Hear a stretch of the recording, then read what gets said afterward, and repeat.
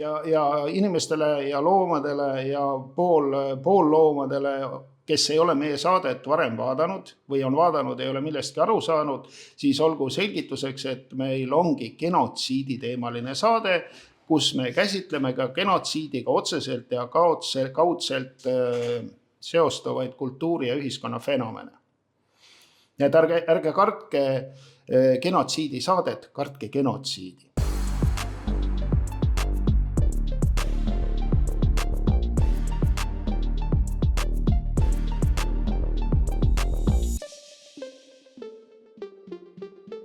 Tere, me oleme Hutu ja Tutsi shows, me oleme prožektorite valguses, on ühe ajastu lõpp, meil on 11. saade ja me räägime väga huvitavatel teemadel. Mina olen Hutu, elukutseline spetsialist, ekspert ja probleemide lahendaja ja minuga saates on Reimi, eestlane. Tere! Et kuna me nüüd nende probleemide lahendamisega jälle tegelema hakkame, et siis hakkamegi kohe otsast pihta, et neid probleeme on palju, need pole kuhugi kadunud.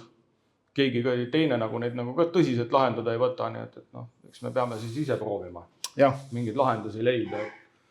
Et nagu meil siin läbi aja on olnud, et siuke traditsiooniliselt, et siis seesama genotsiidi teema, millest me alustame, seda ei ole mitte vähemaks jäänud, pigem on juurde tulnud, uued rinded on avatud, aga hakkamegi siis samm-sammult minema. Ja inimestele ja loomadele ja poolloomadele, kes ei ole meie saadet varem vaadanud või on vaadanud, ei ole millestki aru saanud, siis olgu selgituseks, et meil ongi genotsiidi teemaline saade, kus me käsitleme ka genotsiidiga otseselt ja kaudselt seostuvaid kultuuri ja ühiskonna fenomene. Ja ärge kartke genotsiidi saadet, kartke genotsiidi. Jah, nii et see genotsiid on nagu alati, kui me on üks hirmus selline väljaanne, nagu meedia väljaanne, kes seda oma vaatenurgast käsitleb, et see tuleb ikkagi ära ka mainida, et midagi teha ei ole. Genotsiidi hääl. See on makroskoop, kes on läbi aegade ikkagi võtnud seda tõsiselt kajastada. Ja siis ta ongi nüüd öelnud, et Iisrael on aastaga teinud 3 miljonist palestiinlasest sõjapõgenikud. Mõtle, kui palju õnnestus põgeneda. Kõik ei tapetud ära. Tapeti ära vähemus, aga enamus pääses eluga. Ja ma arvan, et see teeb nii mõnelgi genotsiidi korraldajal silma vesiseks. Meil oli 3 miljonit tüüpi. Oleks tahtnud kõik maha nottida. Aned, ikka lipsasid käest. Jah, siin New York Times siin kirjutas, et ka seal, et oli mingi, sellest on praegu mingi Ameerikas pärast suur skandaal tekkinud, et seal need Palestiinaga mingi naistel ja lastel, et siis on mingi kuulihaavad on peas ja siis on mingi kuulihaavad rennus veel ja nii see genotsiid käib. Ta ongi. Tavaline genotsiid, midagi imestada siin ei ole. Ma ei saa aru, kas siis ajakirjanikud pole enne näinud, kas inimesi tapetakse karjakaupa. Seda on ju juhtunud siin kui seal. See on pigem nagu sükene, need on nagu alastuslasud on ilmselt. Et ei piinleks. Ja, et ei piinleks, jah. See näitab seda, et genotsiidi korraldajate hulgas on ka humaniste, kellel inimlik kannatus on vastuvõetamatu ja ta teeb kõik endast sõltuvad kannatused lõpetada ja paneb plaksti kohe ära ribide vahele. Jah, aga ega kõik ei saa sellest genotsiidist õigesti aru, et võtame siin, ütleme, ERR kirjutab, kuidas, et rahvusvaheline kriminaalkohus väljastas Netanyahu suhtes vahistamismääruse, et siis mingi vahistamismäärus anti välja ka ühe juulis surma saanud Hamasi liidri vahistamiseks.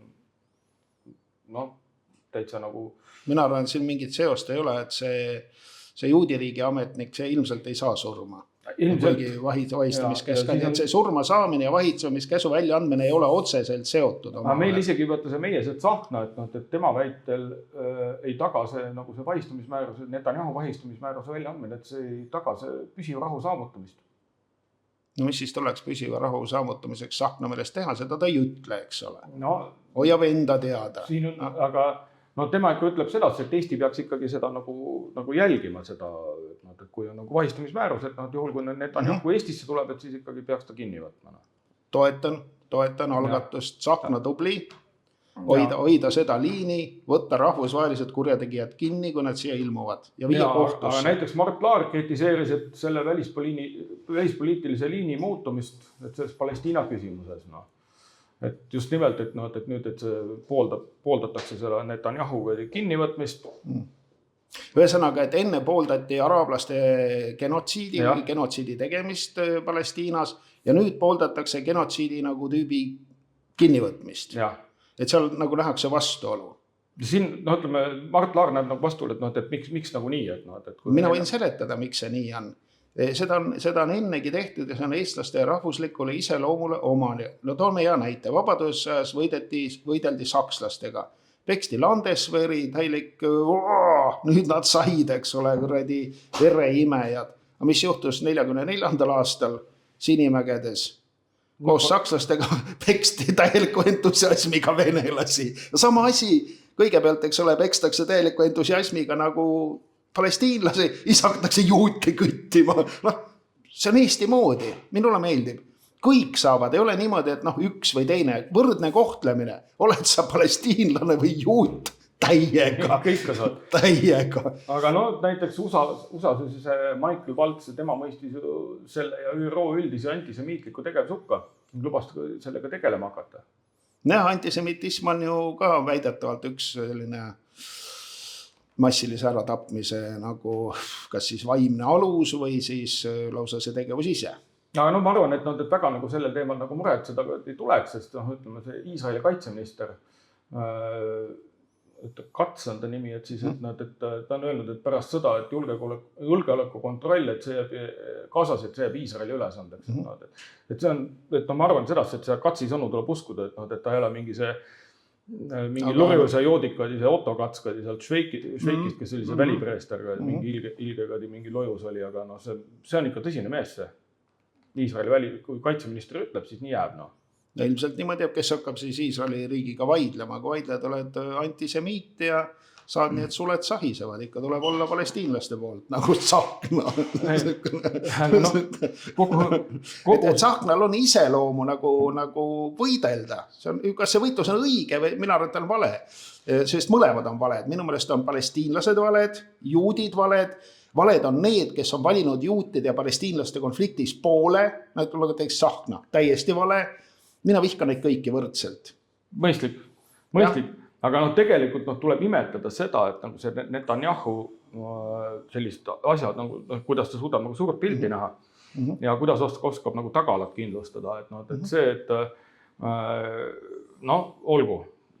Et pigem oli see, tema suurem tähelepanu oli tegelikult suunatud hoopis suuremale objektile. Kohe me jõuame sinna. Aga tagala oli vaja ära kindlustada. Kõigepealt oli vaja see Gaza maa tasa teha. Sealt sul mingi selja tagaga, et mingit Hamasi sul ei oleks, kes võib sind selja tagant rünnata. Siis on sedasi, et siis võeti järgmisena ette see Hezbollah. Nojah, mis sa teed siis? See tehti ära. Nii. Ja siis on sedasi, et ütleme, vaata, kui me vaatame idast on ka ju, Iisrael on idast on kaitstud, seal on Surnumeri. Nii, ja see Surnumerega on see, sealt ei tule ju keegi läbi, seal on ju haid ujuvad ju, sealt ei julge keegi läbi tulla. Ma ei tea, kas sa tead seda või? Ei, ma ei tea, mina haiga ei möliseks. Ma ei ka ei möliseks, aga ma räägin sulle ära, et ükskord oli seal, mingi turist läks sinna Surnumehe äärde ja siis seal vaatab, et kohalikud võtavad päikest, mingi lähevad ujuma ja kõik seal ja siis tema vaatab ringi natuke, tema küll ei julge minna. Kohalik küsib, et miks see ujuma ei julge minna? No kõik teil mingi Surnumeri haisid täis, et kõik mingi, mis moodi haisid täis? No vaata, kui ka hai uima, et seal on, vaata igal pool seal vee peal, kõik haid ujuvad seal. Ei ole midagi, siin on, see Surnumeres, et see vesi on nii soolane, et siis inimesed hõljuvad seda vee peal. Ja siis nendel kohalikul on selline komme, et siis nad lihtsalt on sellili see vee peal, mida need ninad on vee peal selles, nagu hai uimad. Selline asi. Hea teada. Ja sellepärast ongi, et kuna seal on need haid on ka seal, siis idast nendel midagi ohtu ei ole. Ja nüüd ongi asi jõudnud selleni, et kõik ütleme, vastased ära elimineeritud, Netanyahu, siis ta kuskile mingi minna ei saa, igal pool vahistamismääras on välja antud, igal pool võetakse ta kinni. Ma arvan, et Ameerikasse võib ta ikka minna. No jah, seal ka juba paljud ütlevad. Nii ja naa. Ameerikas ei ole võimalik midagi öelda. Sa võid öelda, aga teha sa ikka ei saa. Ma arvan, et selle ütlemise eest ka rullitakse veel korralikult kõrvu. Eestisse ja Lätisse sa ei saa tulla. Eesti ja Läti ajavad seda joont. Venemaale ilmselt ka ei saa minna. No ta ongi pigem Putinist. Ukrainasse saab. Ukrainasse võib minna. Tee seal, mis tahad. Seal on kõik teretulnud, kes genotsiidi teevad. Seal ei tehta ühtegi paha sõna ei öelda. Welcome! Aga tal on ilmselgelt on ta selline ettenägelik mees, nagu võtab Putinist ka eeskuju. No selge, ei saa minna, aga Eestis ei saa minna, Lätis ei saa minna. Mis see siin Lätis teed? Aga mis see Netanyahu tegi, mis ta ikka tegi? Ta läks Süüriasse. Võttis oma mingi sõjardid kaasa kõik ja läkski Süüriasse. Ja Süüria nüüd osaliselt ju tema oma. Ja ega ta ise ennast seal ei hakka kinni püüdma. Ei, kus ta hakkab? Ja varsti on Läti ka tema oma. Samm-sammult, step by step, riigi järel. Ja asjast saab asja. Seda muidugi, mis seal Süürias head oli? Võib-olla oli midagi head, aga sellest lehed ei kirjutanud. Nüüd ma saan sellest karu, et mina kogu aeg mõtlesin, et see väike Gaza sektor, et see on mingi territoorium, mingi omale saada, see on mingi olematu territoorium. Aga kui sa ikka vaatad Süüria peale, seal ikka on seda maad, mida võtta. Aga ütleme, et see on ka nagu segane jutt, et mis asi see Palestiina nagu on. Kui sa loed Piiblist, esimest Moosese raamatut, seal on linn Soodom. Kus see Soodom oli? Palestiinas. See Palestiina on Soodom. Seal elavad sodomiidid. Ja mida Jumal tegi sodomiitidega? Jumal olid kõigepealt kahtlused, et need sodomiidid on kahtlased tüübid, et võib-olla peaks ära põletama nende linnad. Aga, et ei oleks mingit kahtlust, saatis revisjoni, 2 inglit tegema revisjoni, et kui leiaks kas või 10 õiget, et siis ei põletaks linna ära. Loomulikult inglid läksid, eks ole, siis sinna linna vaatama, kuidas asjad käivad Palestiinas. Lahkelt seal oli keegi Loti nimeline immigrant, ilmselt juut võttis nad vastu, pakkus öömaja, eks ole, inglit väga hea, keerake siia magama, homme vaatate, mis siin toimub, jube värk käib ümberringi, aga ei saanud ka homset ära oodata. Öösel imbus kari palestiinlasi, piiras maja sisse, ütles, et andke need ilusad mehed meie kätte, tahaks nendega nagu ullata natuke. Aga juudi kombed ei luba nagu külalist nagu anda kamba pederastide kätte nagu rüvetada, võtke tütred, mul on siin 2 süütud tütart, ka käivad, kuidagi ikka käivad. Palestiinlased ei tahtnud, ei võtnud pakkumist vastu, möllasid hakkasid ju buss sisse lööma. Siis inglitele muidugi, neil oli tehnoloogia parem, siis nad tegid nad pimedaks, need pederastid seal. Siis see kamp vägivaldseid pederast ei leidnud ust üles ja ei saanud neid ära vägistada. Aga muidugi selle jama tulemusel siis Jumal lihtsalt põletas selle Palestiina linna Soodoma ära. Ja see on piibellik traditsioon, on Palestiina linnade põletamine pederastia pärast. Vägivaldse grupi viisilise pederastia pärast. Et siis, kui mingi pederastide hulk on nagu mingi teatud määra ületanud, et siis paneks jälle tuli otsa. Kui enam 10 õiget ei ole, siis põletatakse ära. 10, kas sa leiad linnast, inglitele ütleski nii, mine vaata, kas on 10 heterot seal linnas või ole. Kui on 10, las majandavad edasi, kui on 9, põletage ära. Tuli ära põletada. Ilmselt on seal, et mõned... tänapäeval ka päris kõike vist ära ei põletatud. Aga võib-olla põletati. Et selles mõttes see on... kristlik asi, mis tehakse Palestiinas, seal ei ole ju midagi ime. Nii on piiblis kirjas, nii on seda ikka tehtud. Seal ei ole mingit küsimustki. Kui ma oleks Palestiinas, mis ma oleks, vaataks Netanyahu, piibli järgi toimib, kõik okei. Ma ei saa ju piibli eest vangi panna inimest. Ei, kus sa saad? See on ju usk, meil on usuvabadus, kuidas sa nüüd õige uskliku, kes piibli järgi majandab vangi paned. Minu arust inimeste piibli tundmine on väga nõrk, et on tarvis ikkagi usuõpetust. Siis saab aru, mis toimub Palestiinas, siis saab aru, mis asi see genotsiid on ja miks seda vaja on üldse. Et see on okei. Igati. Aga samas, kui kätte saab ikka, võiks see natuke väntsutada. Selline traditsioon on ka olemas, et kui kellegi kätte saad, siis anna valu. Lihtsalt on lõbus. las kiunub. Kiunub. Nagu kunagi, kui siin eestlased Läti Henrikule tegid, muina see oli sama moodi, kui puu külge kinni ja laula pappi, kui tuli alla tehti. Ja seal oli vist Henrikule endale tehtud, see oli mingi teine papp, aga tõesti sündinud lugu. Ja see on ju puhas selline, kuidas öelda, Eesti kultuur. Jah, sama. Seal ei saanud aru raamatust, kas peksti aerudega või nuiadega. Minu meelest aerudega oleks lahedam. Pärnu jõe ääres on ju aerud püsti igal pool, et hinges see aer on eestlastele väga lähedane. Et ma arvan, et panid aerudega pikki pead, nii et kolises. Et seda ikka maksab teha. Ei, muidu maksab. Ja pole üldse mingit andmeid selle kohta, et see papp oleks midagi kurja teinud. No sama ilmselt seal halises mingit viisikest, mis ei meeldinud maarahvale. No mingi arusaamatus keeles ka võõras keeles. Tundus nagu siuke Eurovisioon olevat, eks on siuke võõras ja totakas muusika, et paneme talle aeru. Pigem nagu kardeti seda, et mingi lotsib mingi needuse peale või mingi nõia teema on. No, kes seda teab, jah? Mingi siuke pikad hõlstid seljas ja nii. Aga kui me läheme nüüd Süüriaga edasi, siis on jälle järjekordselt alustame makroskoobiks, kus seal makroskoop ütleb, et endine suursaadik, see Briti suursaadik Süürias, et see Süüria üle võtnud islami radikaalid, et nad töötavad Iisraeli USA heaks. No üks neist on, ma saan aru, nende peaminister on mingisugune tagaotsitav terrorist, kelle pea eest pakutakse 10 miljonit Ameerikas. Et see on ikkagi päris tõsine seltskond, ega 10 miljonit nüüd mingi kanavarga eest ka ei anta. Et see peab olema asjalik pealõikaja, korralik spetsialist ja probleemi lahendaja. Et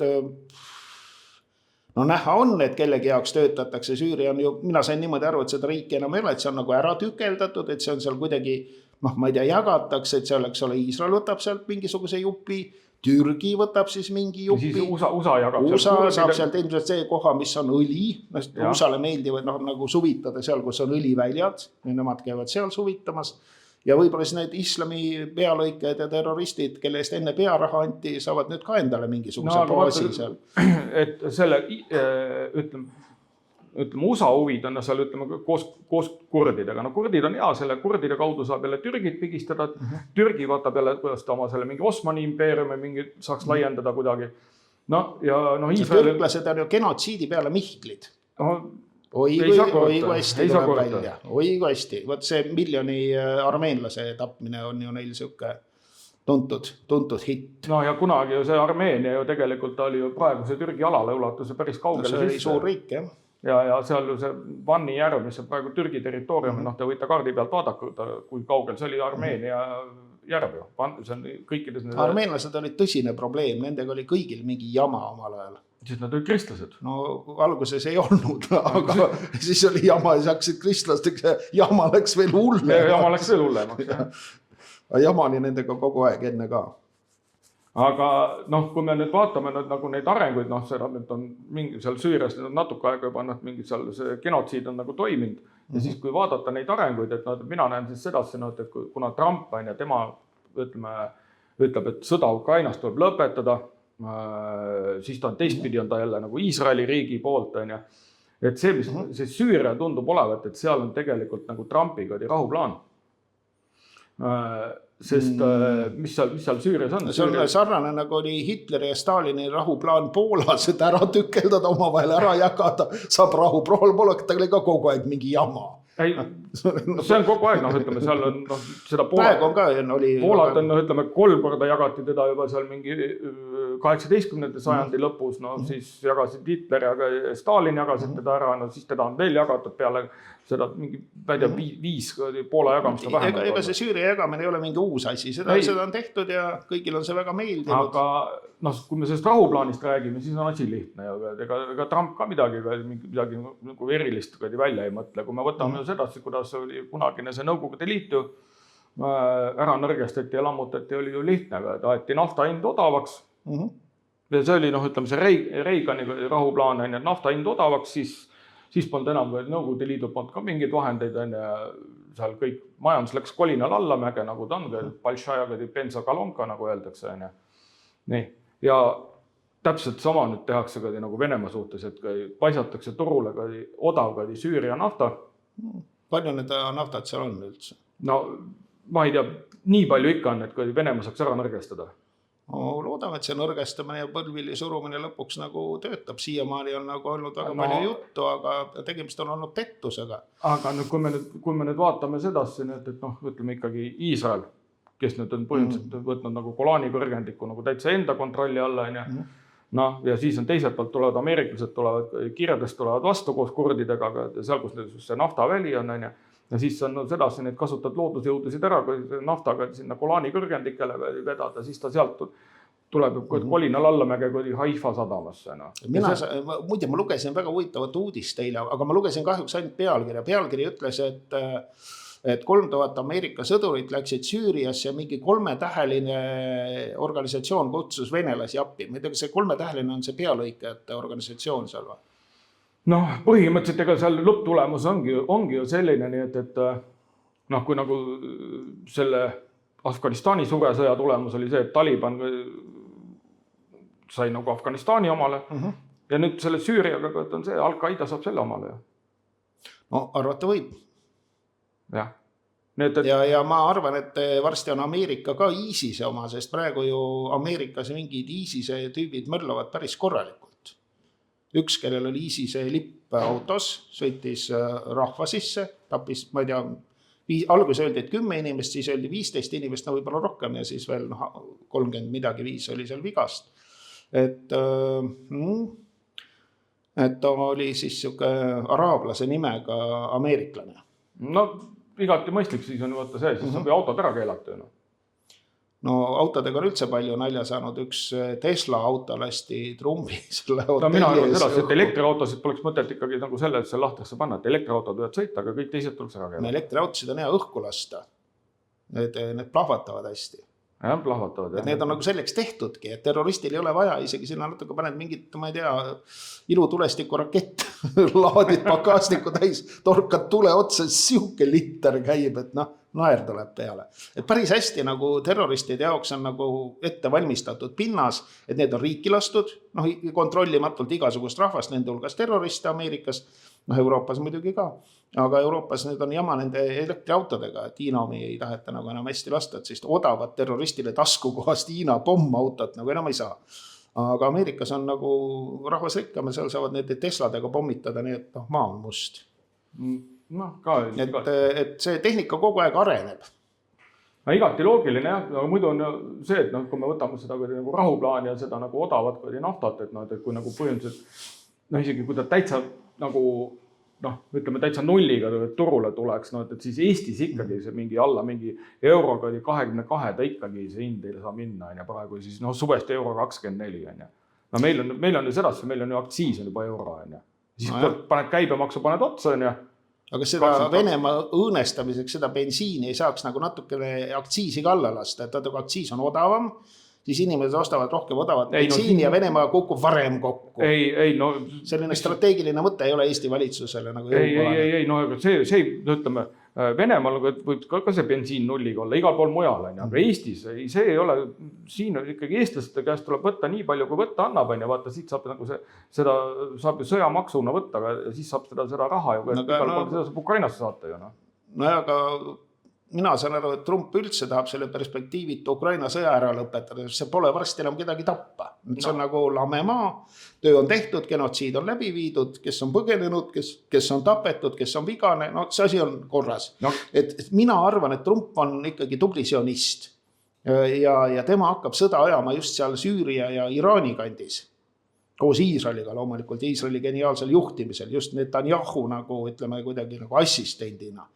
Ja siis läheb seal ikka õigeks madinaks ja minu meelest see on õiglane, sest esimene maailmasõda oli siin Euroopas väga vastik, teine maailmasõda oli Euroopas jälle vastik, kõik siin väiksed rahvad, lätlased kannatasid, soomlased ju valv oli.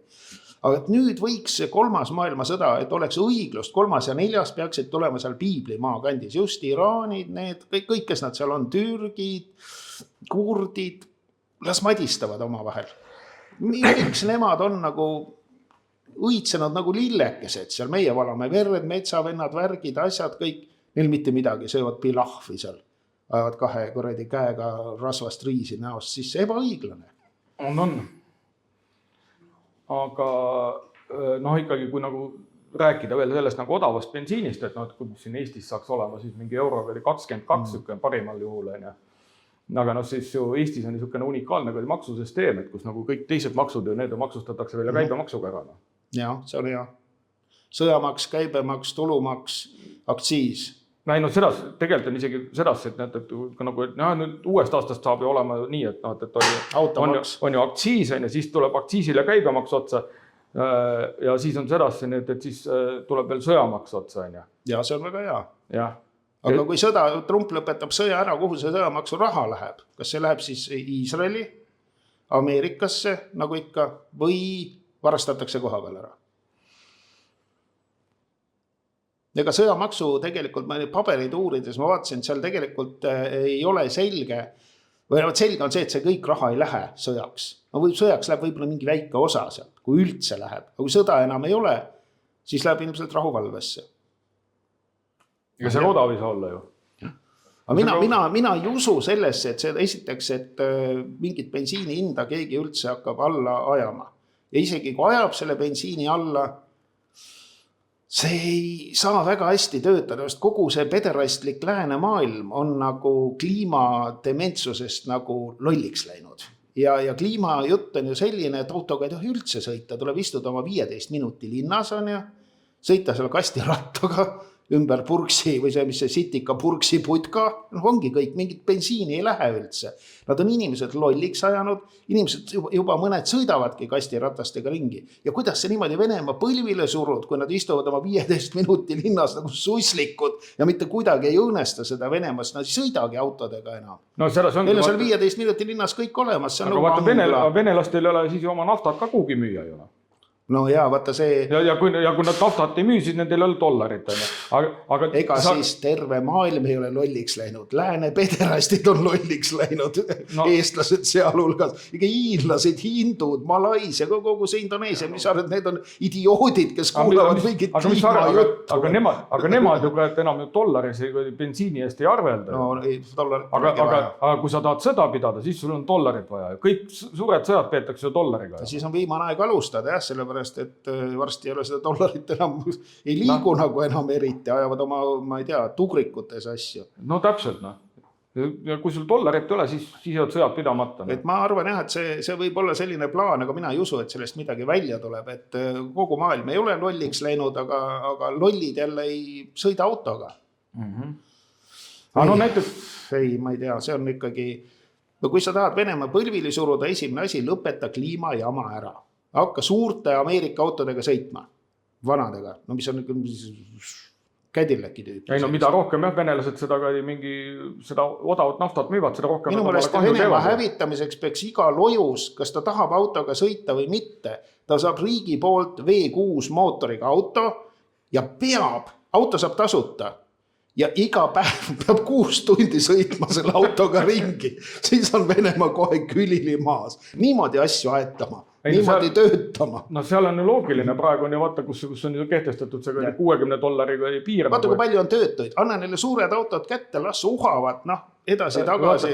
Ja venelastel praegu kehtestatud sanktsioonid, et nemad ju üle $60 barelist ei tohi ju seda naftat müüa, alla selle siis nad müüvad kahjumiga, ja see ongi sedasi, et mida rohkem nad odavat naftat müüvad, seda rohkem endale kurja teevad. Sedasi need kokku lähevad, et see, mis sa räägid, see V6 mootoritega autod, et aga mitte, et pannakse automaks autodele peale, et mida suurem auto, seda suurem maks, idiootlik. Vant naerab selle peale, Putin irvitab, eks ole, selle automaksu peale, debiilik. Aga ei, automaks maha, autod tasuta, ja sõitmine kohustuslikuks ja selge see, et inimesed hakkavad ära vingerdama, ei viitsi ju sõita, sõidab võsa vahel, eks ole, passib seal pool päeva pärast, tuleb tagasi, bensiini valab maha lihtsalt. Ei, maha ei vala, aga kunagi oli ju seal eelmise kommunismi ajal oli sedasi, siis oli palju, eriti seal Haapsalu poole seal, siis oli lennuki petrooli oli palju käes ja siis köeti kasvuhooneid nendega ju. Jah, siis oskasid inimesed veel nagu kapsa või mingi kurgi maha panna. Jaa. Nüüd nad arvavad, et see kasvab seal Brüsselis. Aga ära sa seda nüüd küll põe, et seal mingi see Süüria asi, et see nii kähku nüüd otsa lõpeb, et siin ongi, et ERR kirjutab ka siin, et Süüria valimiste ettevalmistamiseks võib kuluda 4 aastat. tähendab No, 4 vaata, kui kaua läks Afganistani Talibani valitsuse ettevalimisse 20 aastat. 20 aastat, kõvasti madistati, aga näed, tehtud said. Võib-olla seal läheb ka 20 aastat, aga lõpuks on ikkagi mustad lipud lehvivad. Esialgu, kui vaata 4 aastat, see on ka nagu pigem nagu see on üleminekuperiood. See on üks valimistsükkel tegelikult. Jälle räägitakse, et üks valimistsükkel, siis pärast tuleb jälle midagi muud. Nii et ei pea muretsema selle peale. Ühesõnaga, mina arvan, et läheb nagu alati, rabeletakse, kangutatakse, lõpuks on ikkagi mingisugused moslemi massuurikad, panevad relvadega ringi, mis on kuidagi nagu neile sinna kohale toodud. Ja. Ei, seal põlvili surumine nagu vist ei tule välja. Üks asi on näiteks see, mis on maha öeldud ju see, et näiteks, et see ka ERR ütleb, et Ukraina režiim tihendab suhteid Süüria uue režiimiga. Nende pealõikatega, kelle eest on 10 miljonit välja pandud. Mis asja tead, mis moodi nad toetavad? Nad toetavad neid, ütleme, neid Golani kõrgendikke, neid uusasunikke 500 tonni teraviljaga. Teraviljaga, Golani kõrgendikud. Aga kõrgendikul see vilja antakse neile siis söögiks või? Jah, see on, ütleme, vaata seda. Ma mõtlen, et Golani kõrgendikud lähevad Iisraelile nüüd. Ja sinna tulevad kohe Iisraelist tulevad need uusasunikud peale. Neid toetataksegi 500 tonniga teraviljaga. Millised need kõrgendikud on? Kas need on mäed või künkad seal? Pigem on künkad, aga ma räägin, seda on hea ära kasutada. Mis seal kasvab üldse? Tavaliselt mägedes ju kasvab nagu kas viinamari või oliiv. Selle kasvab, mida kits kasvab ka. Kitsedega tuleks toetada, anda neile 1 miljon kitse.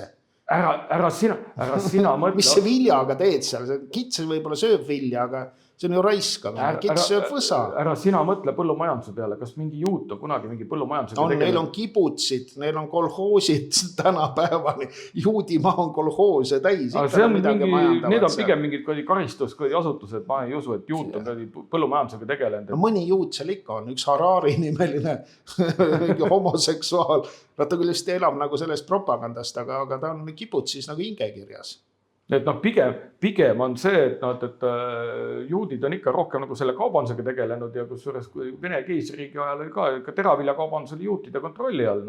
Ja sealt võib võttagi sedasse, et kuna praegu see Odessa on ka, ütleme, jätkab traditsioone, siis 500 tonni teravilja Odessast sinna Golani kõrgendikele. Kõik on loogiline. Liiga keeruline. Miks ei võiks seda vilja ju Odessas ära varastada? Miks selle peab viima Golani kõrgendikule ja seal tuuri panema? See on täiesti mõistuse vastane projekt. Sa näitad seda ainult, et see viiakse. Sa tead ju küll. Võib-olla see nii, võib-olla pigem on see niimoodi. Mina ei usu, et need Ukraina massuurikad mingi vilja käest ära. Kunagi oli ju sedasi, et oli mingi Eesti riigil oli ka mingi strateegiline viljavaru, mis oli kuskil mingi elevaatorites. Rakveres, Seal oli väike katus oli ehitatud sinna ja katuse peal oli väike viljakiht ka olemas. Ja see oli strateegiline vaakum oli seal elevaatoris. See oli täpselt sama moodi. Võiks Golani kõrgendid natuke vaakumit saada. Et sa viid kuskilt midagi viid ei kuhugi. Eesti viljaga oli sama lugu ju. Ei midagi jäi kuhugi, ei kuskil. Ja sa lihtsalt varjasid oma puudujääki. Eks see vili ilmselt tuli kuskile ta oli läinud, ma ei tea, kas kõrgendikele või mitte, aga ära ta oli viidud sealt elevaatorist. Või ta ei olnud siin üldse jõudnudki, aga ei tea. Igal juhul elevaatorist ta ei olnud, kuigi oli raamatupidamises olemas. Huvitav, mina tahaks näha Ukraina sõja raamatupidamist. See oleks lõbus lugemine. Sa tahad seda ametlikku raamatupidamist näha või tahad seda... No ma tahaks mõlemit. Mõlemit tahaks näha. Aga ma arvan, et see ametlik oleks naljakam. Jah. Meil on siin bilants aktivad ja passivad. Päris hea. Sisse tuli nii palju miljardeid.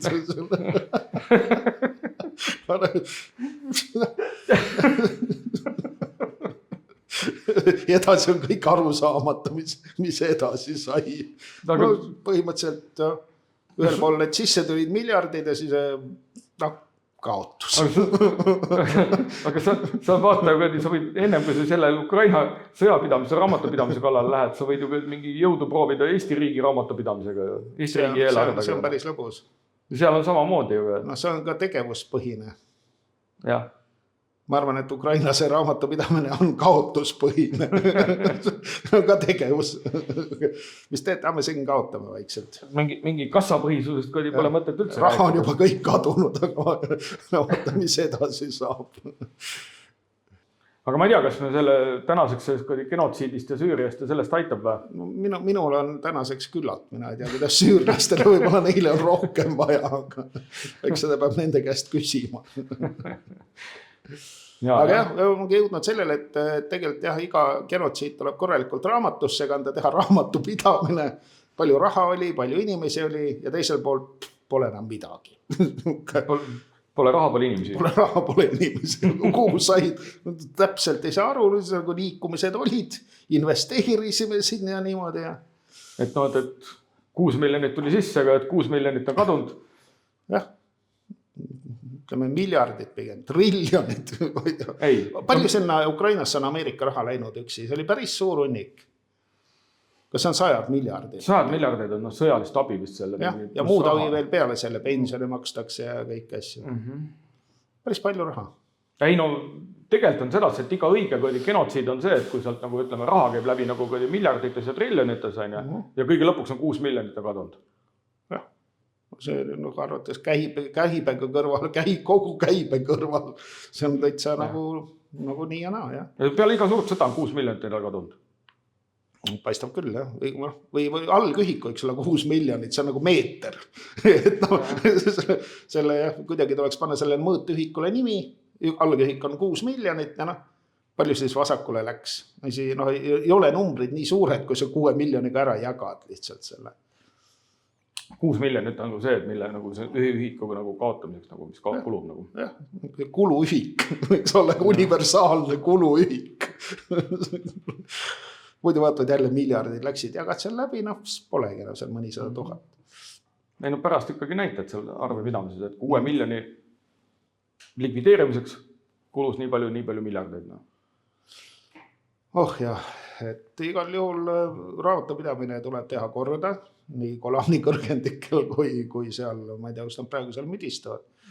Vaatsin, see kaart seal Ukrainas läheb ka kogu aeg nagu liigub sinna, ma ei tea, kas nad olid juba selle Dnipro juures või? Ei, Dniproni on veel sinna, on veel maad veel ikka minna veel, aga ma ei tea. Kui siin mingisugune kaartitüüp ütles, et nad on nii ja nii kaugel juba Dniprost, aga see oli ei olnud väga suur vahe. Dnipro oblastist on nagu seal külje.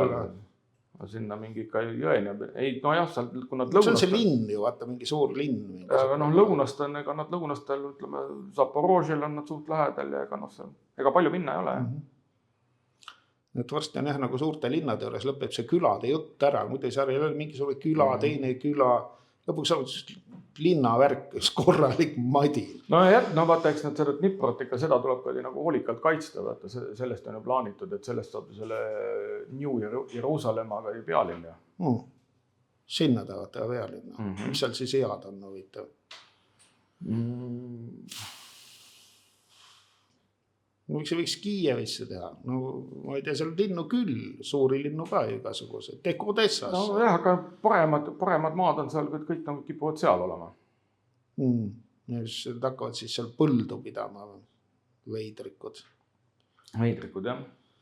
Kui ikka riik teha, see ei saa olla mingi kartulivabariik. See võiks olla kõrgtehnoloogiline robotid, tehisintellektid, siuke asi, see oleks lahe. Ei no tegelikult seal on, pigem on see, et seal sinna tahetakse ikkagi nagu suurt mingi liitiumi vabariiki teha. No see on nende lõhkevate autode jaoks ja terroristlike elektriautode jaoks. Jah. No, terrorismi tuleb jah, nagu kuidagi siis püüda ohjeldada. Üks paremaid võimalusi oleks liitiumi keelamine. terrorism ei ole õige asi, vaata genotsiid, see on siuke nagu arusaadav asi, terrorism üks susserdamine, no tapavad jälle New Yorgi klubis 10 inimest. Kui sa nüüd sedasi mõtled, et siis ju tegelikult, kes seal terrorismi vastu nagu võitleb, siis ongi, kui venelased võitlevad praegu, sest nad ju tegelikult venelased on praegu need liitiumi leiukohad on ju ära vallutanud juba. Selles mõttes küll, jah. Ja huinad seda liitiumi nüüd mingitele, ma ei tea, araablastele hakkavad kinkima. Ei, seda ei ole, neil on omal vaja. Ei, mingitesse miitidele on vaevalt seda andma hakkavad, jah. Jaa, et selles mõttes jah, on see tõesti terrorismi vastane võitlus. Ja kõik, kes liitiumi on endale krabanud, need on terroristidele teinud hea tünni. Ja vandid on seda teinud küll, jah. Aga selle positiivse noodiga võikski lõpetada, et kõik sõimuvad kogu aeg venelasi, keegi ei näe nende tegevuses nagu positiivset aspekti. Ja üks positiivne aspekt on olemas, kõik muu on halb, aga liitiumi nagu terroristidelt äravõtmine, võt see on hea. Tuleb nii välja, jah. Aga aitab siis tänaseks sellest genotsiidist ja Süüriast ja sellest. Ja, et genotsiid läheb edasi, aga terroristid on raskustes ja ei saa enam elektriautosid nii palju. Lakkuge panni, vennikesed. Aga siis tõmbame otsad koomale. Lähme teise teemaga edasi. Jah. Siin on üks selline asi, meil on siin, et mitmes saates on läbi jooksnud nagu sellised nagu ka mingi juba varsti nagu selline eraldi rubriik, et uudised loomariigist on ja. Ja siis on näiteks üks selline uudis on see nagu Brasiiliast, see on see Belo Horizonte, see on kuskil sinna Amazonase kanti ja seal on loomaaias hakanud koroona levima. Ja see on siis loomade või nende talitajate hulgas? Loomade hulgas. Ja siis, et testiti 47 looma, kellest 9 oli siis SARS-CoV-2 positiivne. Ja siin on sellest tõenäoliselt said loomad nakkuse inimestelt. Aga inimeste haigused ei hakka tavaliselt loomade külge ja loomade haigused ei hakka tavaliselt inimeste külge. Ja, aga seal katlustataksegi, et seal on esinenud läbikäimist hooldajate ja loomade vahel. No aga sellepärast ikka ei hakka. No see, et keegi nüüd mingisuguse suslikuga astub sugulisse vahekorda, see ei tähenda, et ta mingi susliku reuma endale saaks või et suslik saaks siis mingi Alzheimeri. Siiamaani see ju nii ei ole käinud ikkagi. Aga äkki see on mingi selle sama nende brasiillaste selline nagu salajane, vaata see Frankensteini projekt on ja. See, mis seal loomaaias, nagu seal sees kuskil on peidetud. Aga siis võib olla, aga sellest ei tule vist ikka midagi välja. See on nagu siuke, mina ütlen, see on soov mõtlemine. Nad üritasid nakatada neid loomi, tegid nendega seal. Ei, mina arvan, see nakatumine see oli lihtsalt kõrval nagu see produkt, aga see ütleme, see nagu see. Et eesmärgiks oli sõdalase loomine. Ja see oli see üliinimese, ahvinimese loomine, kes siis oleks siuke nagu hindude see sõjajumal, see Hanuman, ahvide armee kindral. Niuke suur, Ameerikas on hästi suured need Hanumani kujud. Number 2 kõrguselt, number 2 on selle ahvi kuju. Nuiaga sõjaahv, see on Ameerikas väga populaarne. Sest Ameerika on sõjakas riik ja neil endal sõjajumalat ei ole. Antiikkultuuri nad ei tunne, need marsid ja need on neile tundmatud. Nad arvavad, et Marss on mingi šokolaaditahvel, mida tuleb närida. Ja Nuia kahvist saavad küll aru. Ja siis panevad kujusid püsti. Ma arvan, et see on nagu viisakas. Igati mingi mõistlik selgitus. Aga jah, nüüd proovida need ahvidega suguliselt läbi käia ja loota, et sealt sünnib mingisugune superkangelane. Lihtsameelne lootus, ma arvan. Mina lihtsalt mõtlen seda, et kas need olid nüüd, need naishooldajad, kes käisid nagu isast ahvidega läbi või oli vastupidi? Venemaal, vaata, kus Krimmis oli see projekt. Seal olid inimesed olid naised. Naised olid, jah? Ja ahvid olid siis isased. Niimoodi üritati seda teha. Vähemalt see oli kindlasti, seal võib-olla oli teistpidi ka. Punane Frankenstein, see raamat igal väidab, et seal olid need kommunistlike naisaktiviste oli seal küllalt. Võib-olla lihtsalt meesaktiviste ei leitud, et oleks vaja olnud, aga ei õnnestunud leida, et naised olid nagu ustavamad režiimile. Ütleme, seal on ka võib-olla tegemist sellega, et kuna lesbipaarid nad omavahel nagu ei suuda nagu teineteist nagu viljastada, et siis nüüd ongi võetud need loomaaia asukad ka abiks. Jah, tänapäeval on üldse, et see soo asi on nii hämaraks aetud, et ma arvan, et isegi teadlased ei saa enam aru, kus need lapsed üldse tulevad. ja teevad neid eksperimente ka umbes nagu Eesti Televisioon aasta vahetusel mingisugust arvad, et seal sünnib mingi ülimahv, aga no ei saa sündida, niimoodi see asi ei tule, lihtsalt ei tule välja. Aga jah, teadus on ju alla käinud ja hakanud igast joga ajama. jah, okei, aga no, tore, et vähemalt brasiillased üritavad, no venelased üritasid, ei tulnud välja, brasiillased üritavad, noh, juba midagi tuli välja, ahvid said mingi paha haiguse vähemalt. No, viirused levivad on ja seda väideti ka kunagi, et AIDS on ka mingi ahvidega läbikäimisel ju tulnud. No nad rääkisid jah, aga pärast jälle hakati rääkima, et see on laboris tehtud haigus. Võta kinni, kumb siis õige on. No nagu see nahkhiirte sööminegi. No jah, see tuli ka välja, et on vale. Et ikka oli laboritöö. Noh, ega ei teagi, mida saab uskuda, mida mitte. Aga no olgu, sellest nagu... Mina arvan, et see on lihtsalt üks järjekordne mingisugune katse nagu lihtsalt sellist viiruse paanikat külvata. Teha mingid segaseid uudiseid, kõik näed juba loomad on ka kõik haigeks jäänud. No ma ei tea, mina ei usu. No seda sa saad ju ainult väga vähestele seda paanikat teha. Mõistlikud inimesed, nemad saad ikka aru, et ei ole mõistliku loomadega läbi käia. Lollakaid, kelle ei ole lapsi ja kes ei saa või ei taha ja ei oska lapsi teha, neil on siis mingid loomad. Et loomadega neil on emotsionaalne side. Vaata, kui palju on tekkinud tänapäeval neid, kuidas need on, kvadrooperid või ühesõnaga sellised nagu lapsed või noored, kes siis käivad käpuli ja peavad ennast loomadeks. Et inimlikkus on taandumas, selle asemel on täielik loomastumine ja ma arvan, et just sellise loomastumise laines saab see propaganda ka nagu arusaadavaks, et inimesed on loomastumas, nad ei pea ennast enam inimesteks, polegi mingid õiged inimesed, loomulikult on nad pool loomad, aga siis kui rääkida neile nagu loomasid tabab viirus, nüüd on küll pekkis, ei tea, mis saab. Ma arvan küll, et see käib, kvadrooperid värisevad parginurgas, julge enam lapsi ammustada või midagi. Jube halb. Jah. Et lihtsalt ma arvan, et see sobib nagu sellise üldise hulluse fooniga kokku hästi. Jah. Aga kui me selle viiruse leviku teemaga lähme nüüd edasi, siis on üks selline teema on see, et välja tuldud ideega, et ilge nuhtlus on meil siin nagu on kalameestele ja kõigile on kormoranid. Ja siis Kihnus on... Need on linnud. Ja Kihnus on tuldud nagu selle peale, et Mereinstituudi hinnangul võiks kormorane rohkem toiduks küttida.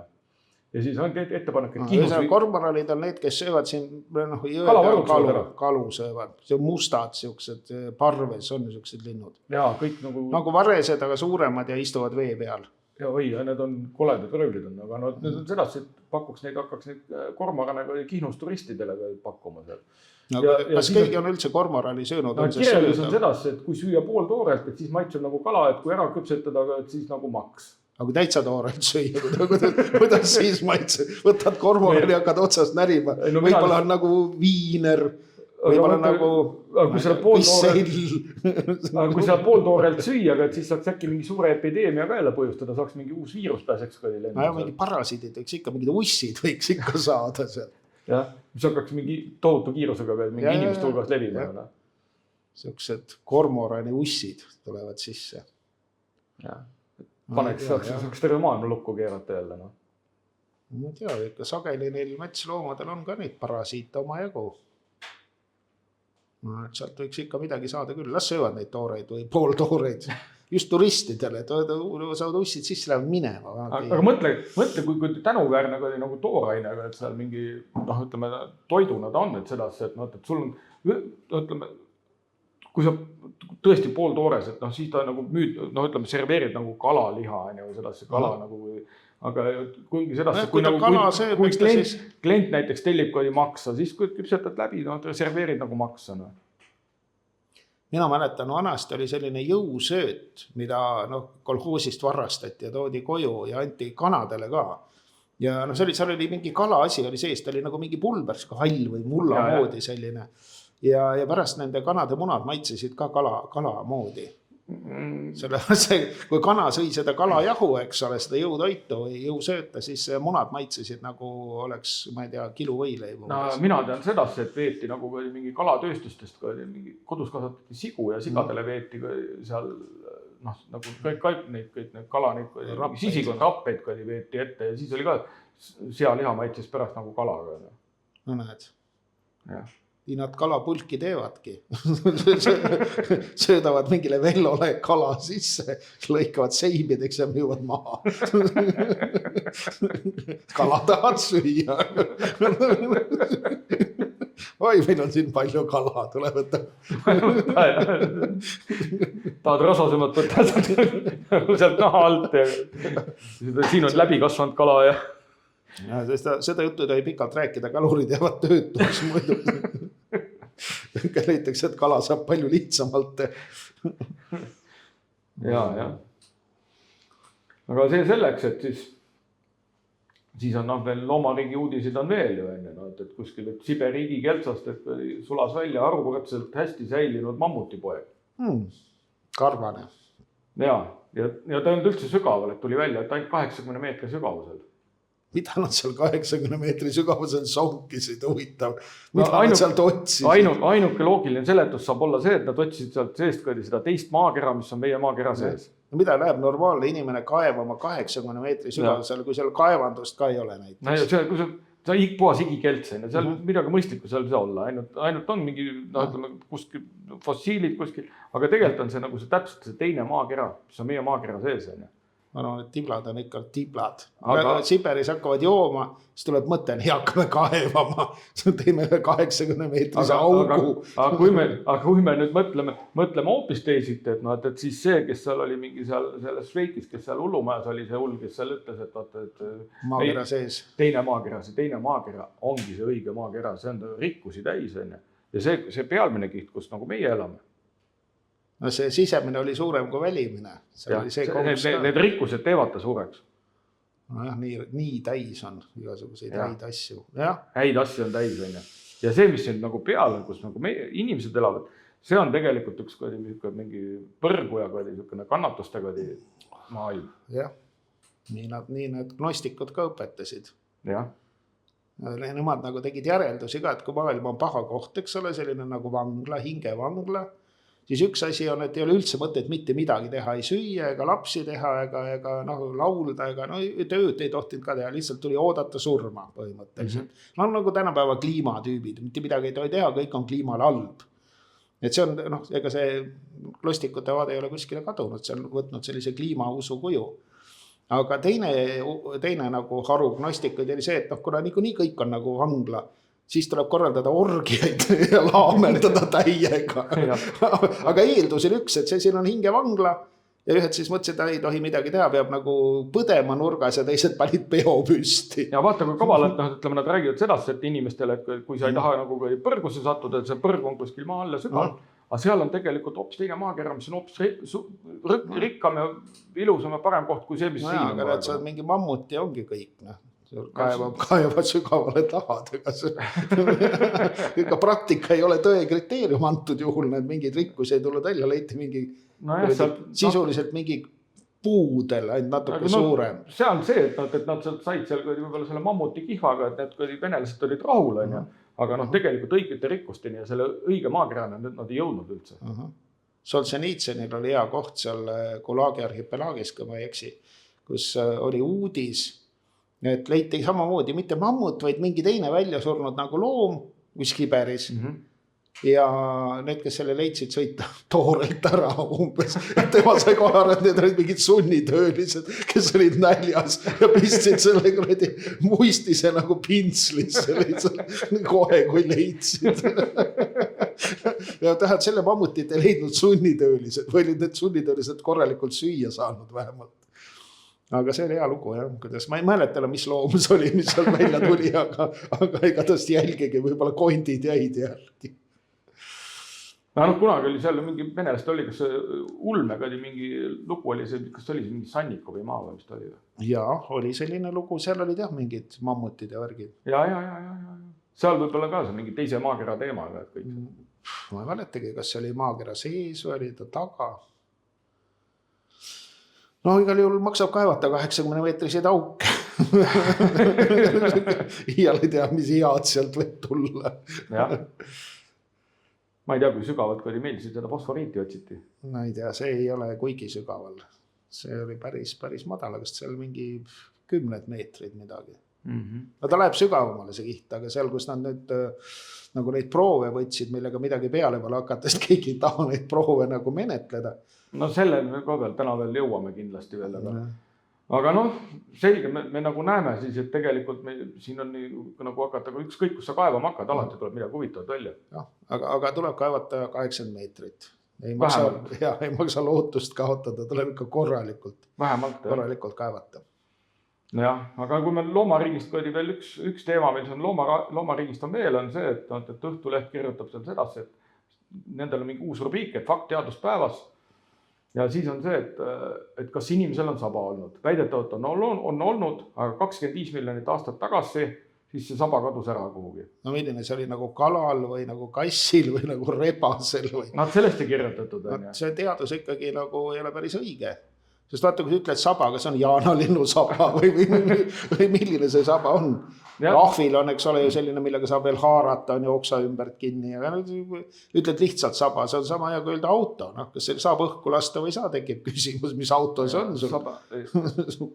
Ja selle sabaga, siis tekib jälle küsimus sedasi, et sinnamaani see 25 miljonit ennem seda tagasi, siis oli nagu ahvide planeediga tegu ja siis see 25 miljonit, siis kui sabad ära kadusid, siis nüüd on kerjus ahvide planeet. No neil ahvidel on vist ka veel erinevad sabad.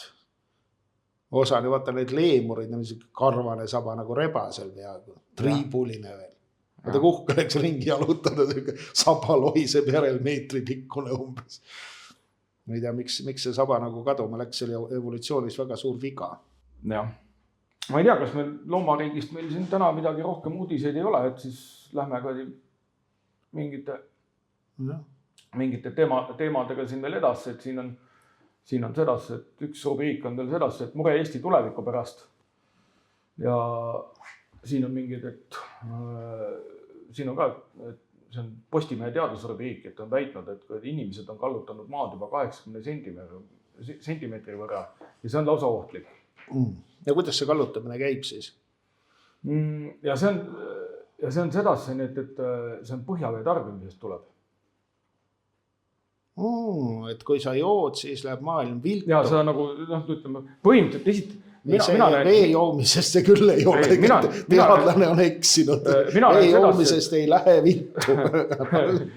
Mina näen sedasi, et esiteks Postimees sellega toetab seda lamedamaa teooriat. Kui on sedasi, et ühe serva peal on mingi miljard hiinlast, kes kõik tarbivad põhjavett. Ja kallutavad selle maakera kreeni. Kuhu see, ütleme nüüd niimoodi, et kui hiinlased teevad kaevu, tõmbavad selle vee välja, mis sellest veest edasi, ega nad seda vett ei saada ju Austraaliasse või Austraalia on neil lähedal, ütleme Kanadasse. Nad ju joovad selle ära, siis lähevad peldikusse, vesi tuleb välja. See jääb ju sinna piirkonda see vesi. No et ta voolab sealt siis voolab sinna ookeani. Nii, no. ja siis ta peaks ta tuuriga jälle, kui ta tuleb siia poole, meie poole tagasi, see võtab jälle aega või tänu sellele, et kuna neid hiinlasi on rohkem, siis ikkagi. Mina ütlen, et täpselt nagu öeldi, kui viirus tuli, et see on rassistlik teadus praegu. See on nagu hiinlased teeksid midagi halba. Mis siis on, kui kaldu läheb maailm? No 80 senti läks, mitte midagi pole juhtunud peale selle, et sotsialistid ja homoseksualistid laamendavad ringi. Siin on natuke viltu, mis siis? Mis juhtub Postimees? Ütlen, et mulle, mis siis halvasti on praegu. Midagi ei ole halvasti. Maailma meretase tõusis 0,5 sentimeetrit ja siis... sellel oleks tegelikult... kuna meil on selline saade ka, kus ütleme, me mingid genotsiidiga, me räägime ausalt ja kõigest edasi, et me midagi ei varja. Et meil sellest on praegu möödas juba, ma arvan, umbes mingi 40 aastat, siis meil matemaatikaõpetaja oli koolis. Ja ta andis meile sellise ülesande, anda meile lastele arvutada, et mis juhtuks siis, kui kõik hiinlased Peipsi järve ära uputada. Et kui palju tõuseb Peipsi järve veetase? Väga vähe. Väga vähe tõuseb. Ja me arvutasime selle välja ja see on väga lihtne arvutada, võtad Peipsi järve pindala, võtad keskmise hiinlase ruumala ja siis oli sedasi ainult 1,8 senti. Aga põhimõtteliselt maakera saaks tasakaalu jälle, ütleme selle lameda maa, ühesõnaga, et kogu see hiinlaste mass ei suuda isegi Peipsi järve vee taset tõsta, siis maailm läbi täiega pikali maha küll. Aga tead, kuidas ta tasakaalu saaks? Tasakaalu saaks sedasi, et kui neid hiinlasi enam seal ei oleks, nad seal enam seda põhjavett ei tarbiks. Aga India on ka suur riik, seal joovad ka vett vahepeal. No aga see on seal vahepeal keskel enam vähem. Kui me võtame lameda maa, siis India nagu sellele teljele on lähemale. Hiinlased on rohkem serva peal, need kallutavad rohkem. Tead, see Postimees tuleks kinni panna koos teadlastega. Ma ei oska midagi muud selle peale öelda. Ma mõtlen, see tegelikult praegu haakub genotsiidiga hästi. Vaata, kui ajada inimestele kogu aeg päevas päeva lolli juttu. Nad lähevad esiteks lolliks. Kõik saavad aru, et nad on lollid ja selliste lollidega polegi muud teha, kui lihtsalt löö maha. Noh. Uputab Peipsi järve kõik. No jah, arutades Postimehe toimetusest ja nendest teadlaste krantsidest. No hiinlased ei ole midagi halba, hiinlased joovad vett, nagu nad alati on joonud. Hiinlased ei ole täna tekkinud. Hiinlased on vett joonud, no mina tea, luuletusi nad kirjutanud 3000 aastat paberil, enne seda laulsid rahvalaule. Need tõprad on joonud seda vett meeletutes kogustes. Kuidas see maailm ei ole siis need aastatuhandete jooksul pekki läinud? Nüüd tuleb hiinlane ja teadlane hiinlane jõi vett. Nüüd on maailma lõpp käes. No, hiinlased on kogu aeg vett joonud. Ja õlut. Ja õlut tehakse ka veest. Mina arvan seal sedasi. Mina ei usu seda juttu. See on Postimehe propaganda. Nad vihkavad hiinlasi lihtsalt. Nad on rassistid. Täitsa loogiline. Ajavad laimu ja hiinlased tegid jälle midagi. No. Venelased neile ei meeldi, hiinlased ei meeldi, juudid ilmselt ka ei meeldi. Kes järgmiseks? Palestiinlased? Need nemad kiitsid jah selle Netanyahu valitsemismääruse kiitsid heaks. Õudne lugu. Täitsa ajaklased teevad hulluks. Õnneks saaks tegelikult eestlastega selle põhjavee probleemi on väga lihtsalt ära lahendada. Hakkad siin fosforiiti kaevandama ja ongi korras. Eestlased enam põhjavetti tarbina. No, aga eestlased ei ka maakera külili. Postimehe ja nende teadlaste arvates. Siin otse vastu vidist oleks soodustada joomist, et inimesed jooksid rohkem, et siis kalduks sinna teisele poole tagasi. Aga siin on... Ütleme, eestlasi on 1 miljon korda vähem vist kui hiinlasi. Iga eestlane peaks jooma 1 miljon korda rohkem kui hiinlane vett ja olekski asi klaar. Mina arvestaks sedasi, et vaadata, et kuidas see tasakaalu ajada. Kui palju mingi Saaremaa või Hiiumaa nagu neid hiinlasi mahutaks, et kui nagu humaansemalt lähendada. Et hiinlased tuua siia. Jah. No aga seal jääb maa tühjaks. Ei tea, mis siis võib juhtuda. Eestlased sinna? No need joovad ka seal. Aga eestlasi on vähem, nad joovad 1 miljon korda vähem. No jah, aga... Noh, kui nii võtta siis jah, aga kõik need hiinlased võib-olla ei mahu siia ära, lähevad liiga tihedaks. Ja need, kes ära ei mahu, need uputame Peipsi järve. Aga nad peaks ise uputama, see oleks hästi demokraatlik. Jah. Eutanaasia, nad peaks ära õppima eutanaasia, nagu Kanadas. Kanadas pidi olema praegu iga 20 surm eutanaasia. Et seal on nii hea eutanaasia müügitöö ja minule vähemalt tundub, et ainus abi, mis sa riigilt üldse saada on eutanaasia. See oli väga kuulus lugu, oli see, kuidas sõjaveteran, no muide, kas teil Iraagi sõjaveteran, kes iganes, no mingi noorem inimene, mitte teise maailma sõjaveteran, ratastoolis, invaliid ja läks oma valitsusse, et mul on vaja seda kaldteed, ratastooliga ei saa tuppa. Ja omavalitsus ütles, et väga tõsine probleem, meil on siin abi varnast võtta, et me teeme selle nüüd eutanaasia. Tüüp läks nagu närvi selle peale, läks ajakirjandusse laiama ja siis tuli välja, et see ongi tavaline, et sellist lahendust pakutakse iga asja peale umbes. Ja sul on tõesti väga tõsine probleem ja mis seal oli mingi seen, jalaseen. Meil on siin väga hea rohi sulle. Suts ja vall. Aga mis siin Eestis teistmoodi oli? Siin oli alles mõned aastad tagasi isegi keset Vabaduse väljakut oli see eutanaasia telk. Nad küll peale kirjutasid, et mingi vaktsiini telk. Aga tulemused tegelikult oli eutanaasia telk. Praegu nad ütlevad, et selle eutanaasia tulemus on 25 miljonit, kui tagasihoidlikult arvestada. Üle maailma on eksperimentaalse süstiga. Laenan seda sama väljendit umbes nii, et siin on mingi jalaseene vastane vaktsiin on ja. Väga hästi mõjub. Meil on 25 miljonit patsienti said abi.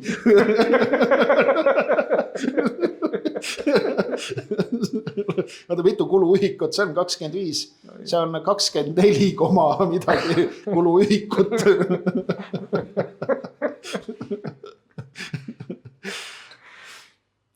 Ja nii see süsti värk läheb, jah. Et tegelikult jah, hiinlastel oleks vaja eutanaasia õpetust nagu selgitada ja Kanada õppejõud oleksid kindlasti abiks. Nii et kui mingi probleem on, inimesed vaatake, ega ei pea Kanadasse minema ega kommuniste valima, lihtsalt tuleb teha väike eutanaasia. Väike eutanaasia on isegi, tulemus on sama nagu suurel genotsiidil.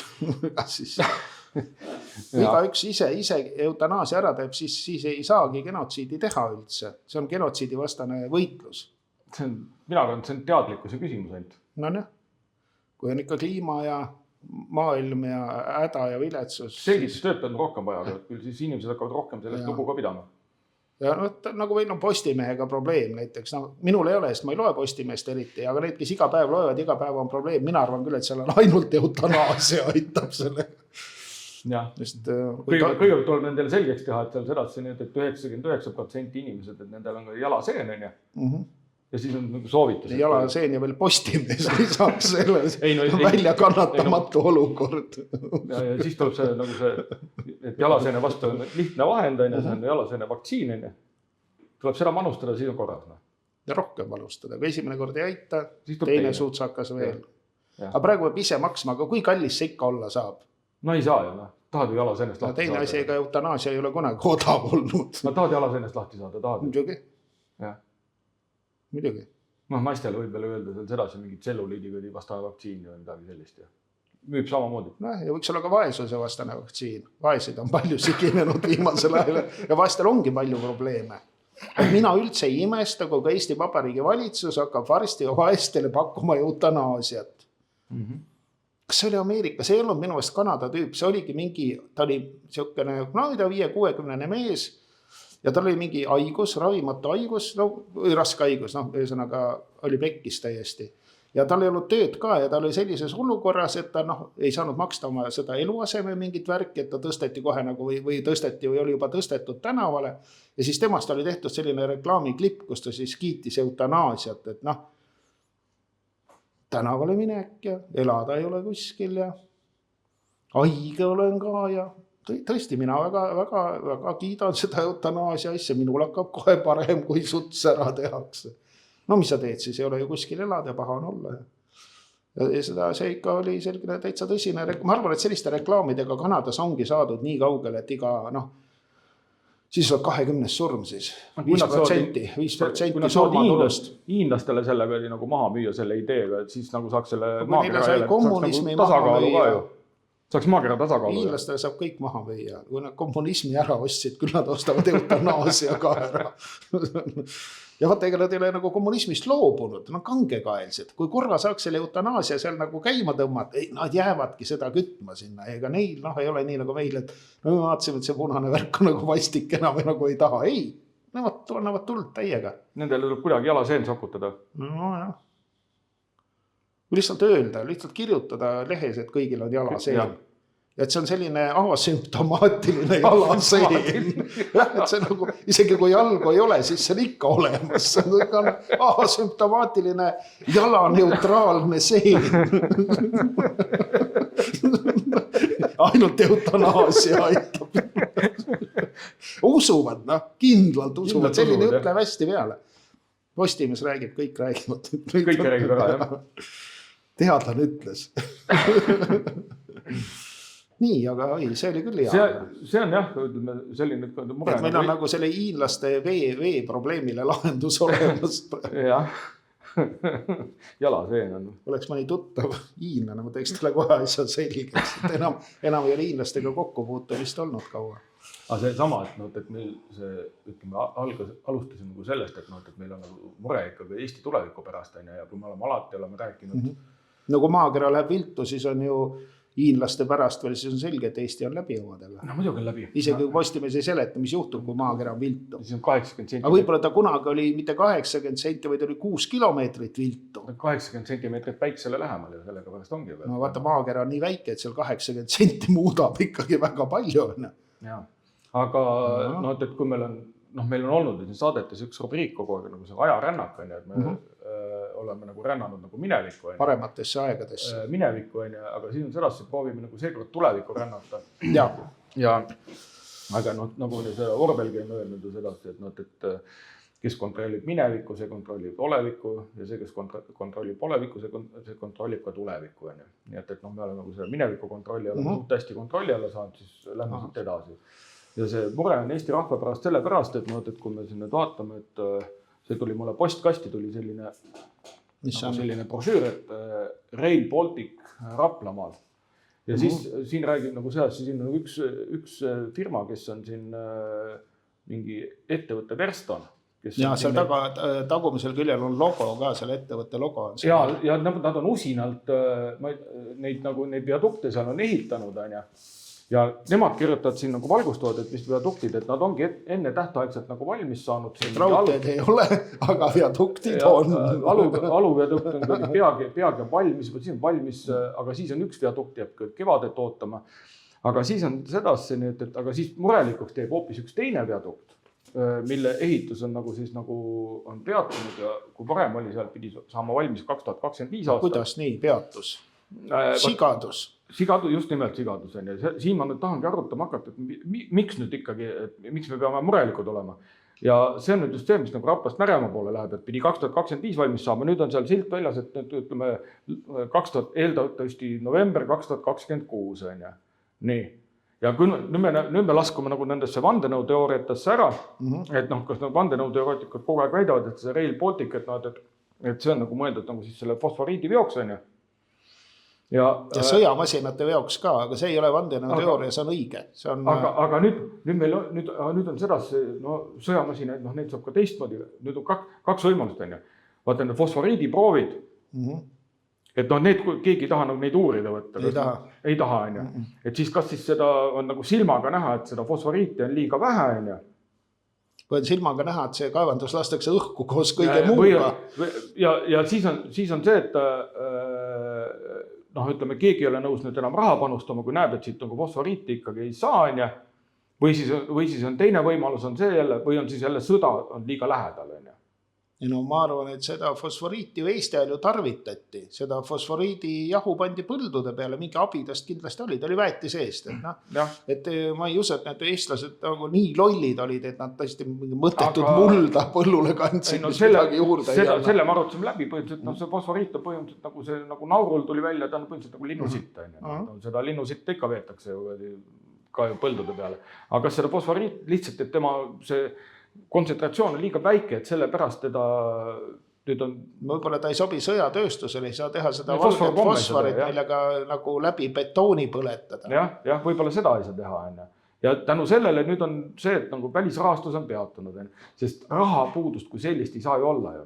Raha, seda võib alati nii palju trükkida, kui vaja on. Õigmine võlga trükkida. Seda saab alati nii palju trükkida, kui vaja on. Ja sellest osta päris asja nagu fosforiiti. Ja Eestil ei ole ju ütleme, see laenuvõtmine ka ei oleks probleemi, sest siin on lihtsalt see, et iga sellele vastsündinule paned nagu sünni juures, kas sa paned sinna 15 000 eurose selle võlalipiku külge, varba külge või paned nüüd 20 000, see vahet pole ju. Võiks rohkem panna. Võiks rohkem panna. Võiks rohkem käiva, et oleks lõbusam. Ei, muidugi oleks. Pagu mill kohe või 2 varba külge. Aga rahapuudust ei tohiks nagu olla, siin on muud põhjused peavad olema. Ja mis selle Rail Balticu selle asjaga siis oli, et ta edasi ei läinud? Vaat neid ei teagi. Et võib-olla selles, et seda fosforiiti ei tule, et nüüd selgus, et fosforiidiga on tuuga, keegi seda kaevata ei tahagi, et siis ei ole mõtet seda nagu ehitada, seda asja. Ja siis on Eesti tulevik ka nagu ühel pool. Täpselt, praegu nüüd esialgu oligi vaata see, et maksurahu kuulutati välja kuni aastani 2027, siis mõeldi sedasi kindlasti, et siis hakkab juba Rail Baltic on olemas meil, siis me saame hakata fosforiiti kaevandama ja siis Eesti oleks nagu maksuvaba ja maksuparadiis, et kõik Eesti inimesed enam nagu maksu maksma ei peaks. Üldse ei peaks midagi maksma. Ei peaks jah? Kui on fosforiiti või mingid maavarasid ja meil on neid kõriauguni, siis olekski neid mõtet kaevata ainult sellisel juhul, et see kasu, mis saadakse, see läheb Eesti rahvale, sest see fosforiit on Eesti rahva oma. Absoluutselt. Ja kui keegi sellega majandab, siis kogu see tulu peab minema Eesti rahvale. No tema saab oma kaevamise palga ja mis ta seal veel saada on, võib-olla amortisatsiooni midagi, et masinad läksid pooleks. No aga nüüd on ilmselt on näha, et helge tulevik, mis oli nagu fosforiidile rajatud, on pekkis. No nauru tulevik, mis nagu Eesti oleks on nagu nauru, aga nad ei ole. Aga mina arvan, et ikka neid ettevõtjaid hirmutab, see võtta meil see üks sõjaväelane, uus väepealik ütles, et kui sõda tuleb ja sõjaoht on väga suur, seda andis ka mõista, et siis lastakse kogu Eesti infrastruktuur õhku. Siis lastakse ju õhku ka need viaduktid. Nad juba ühe viadukti lasid õhku teiste hirmutamiseks.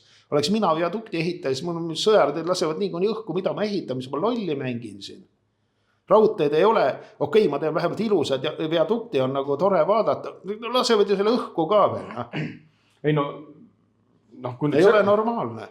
Aga kui nüüd vaadata, et need on igavesed nagu sellised võimsad nagu viaduktid on ikka sinna nagu kõvasti nagu panustatud. Kas neid Pärnus on neid ka omajagu? No ikka. Ja see ongi see, et mida kallim, seda rohkem saab jälle nagu raha. Et see raudtee ehitus on odav töö, et seda ei viitsi teha, aga teeme neid igast kobakaid, mis on kallid. Siis me just nimelt, pappi liigub rohkem. Ei selles mõttes tuleks ikka ehitada, et lastakse õhku või mitte, papp on juba käes, eks ole, siis suva. Pärast võid teha mälestussamba, et siia ehitasin ilusa viadukti, aga näed, lurjused lasivad õhku. Praegu on nagu see, et mina ei tea, kas siis mingi 2027 siis ikkagi ka nagu need makse siis pannakse veel juurde, võt seda ei teagi, mis saab. Aga mina lohutan sellega, et isegi kui viadukte ei tule ja fosforiiti ei tule, ega see ei tähenda, et elu on Eestis tulevikus normaalne. Tulevad sajad ja sajad tuuleveskid, need 300 meetri kõrgused, telemasti kõrgused, 3 selle arulised, siuksed, mis seal Karja kiriku laes on, vaat see 3-jalg, sellised satanistide märgid on minu jaoks on need, ma ei tea, kus tegelikult on, et vaata vanasti oli kirikud ja kiriku otsas oli rist ja need olid igal pool. Nüüd on igal pool tulevad need tuulikud, kus on see 3, see satanistid ja see 3-jalg on. See Triskele on see väljend. Just. Ja see oli sedasi mingi tõlgendus, keegi nagu tõlgendus oli see, et ta on nagu energia koguja. No ongi, et ta kogub ju musta energiat. Mis millekski ei kõlba. Vaata, ega elektrit sealt eriti ei tule. See on nagu, ma ei tea, nüüd mingisugune merekaabel läks pooleks ja kohe on häda ja viletsus. Et see tuuleenergia esiteks ei ole odav, teiseks on ta tolku midagi. Vahepeal on, siis ei ole. Tahtsid mingisuguseid gaasijaamu hakata, kust nad selle gaasi võtavad, ostavad Ameerika seda tankeri gaasi, siis head odavat gaasi, mis on nagu, ma ei tea, mis selle elektri hind tuleb siis, sõbrad. Hullumeelselt kallis. Mina arvan, ainuke mõistlik lahendus, kus nad selle gaasi võivad saada, on see, et nihutada oma seda merepiiriga seal Soome lahel natukene põhja poole ja panna see nagu lõkku. Ja siis on see, et kõik need vedelgaasi tankerid, mis sealt läbi liiguvad. Et kõik maksustada ära. Pool gaasist kõdi meile.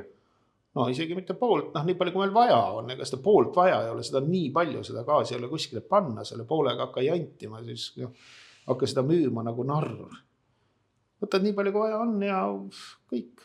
See on, ma arvan, et vantidele nad ei märkagi, et midagi on kadunud sealt. See on nagu nii väike kogus, mis me jõuame ära põletada. Et jah.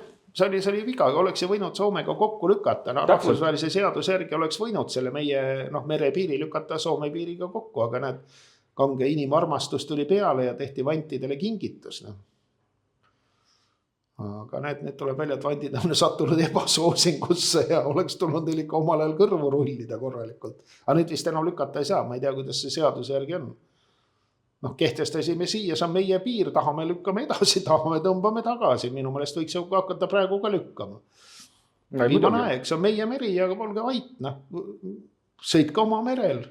Mis see meie mere peale tikub? Ei, no muidugi, või siis on sedasi... Minge soomlastega rääkima, need on head sõbrad teil seal alati olnud.